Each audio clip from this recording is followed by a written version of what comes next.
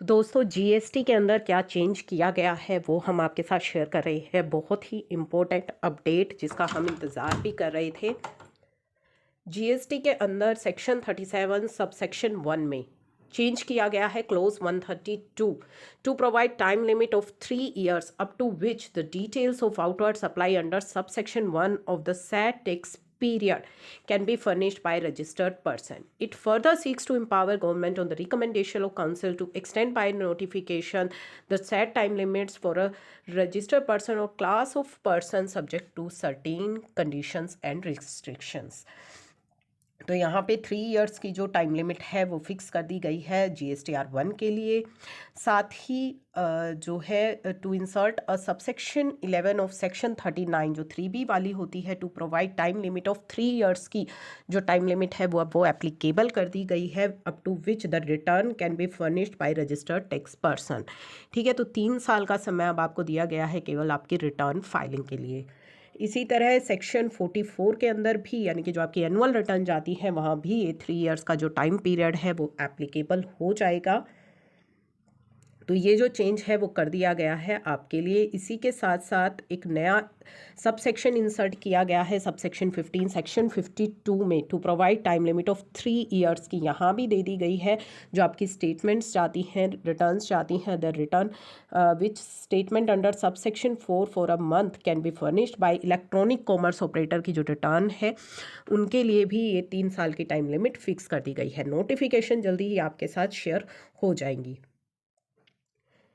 इसके अलावा आपके लिए जो यहाँ पे है क्लोज 137 जो इम्पोर्टेंट अपडेट है वो आपके साथ शेयर कर रही है।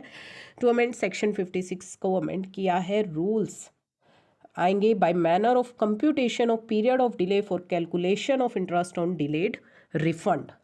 ठीक है, तो यहाँ पे कंप्यूटेशन के लिए रूल्स हैं जो नए चेंज आएंगे।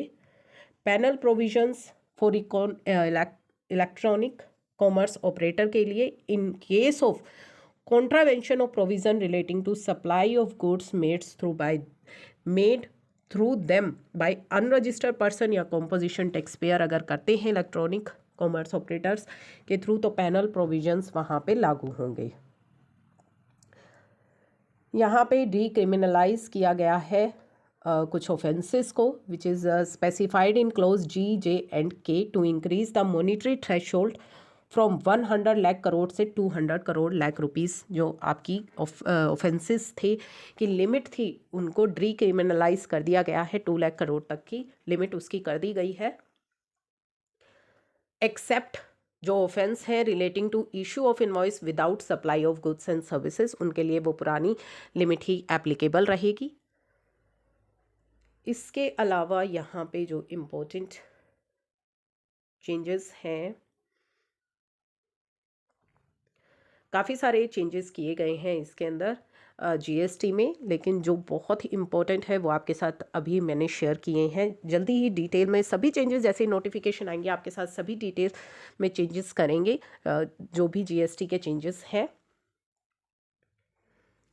Close 141 of the bill seek to insert नया section 158A for manner and condition of sharing of information furnished by registered person in his application for registration or in return filed or in statements of outward supply or detail uploaded by him for generation of electronic invoice, e-way bill and other detail may be provided by rules on the common portal with such other system as may be notify।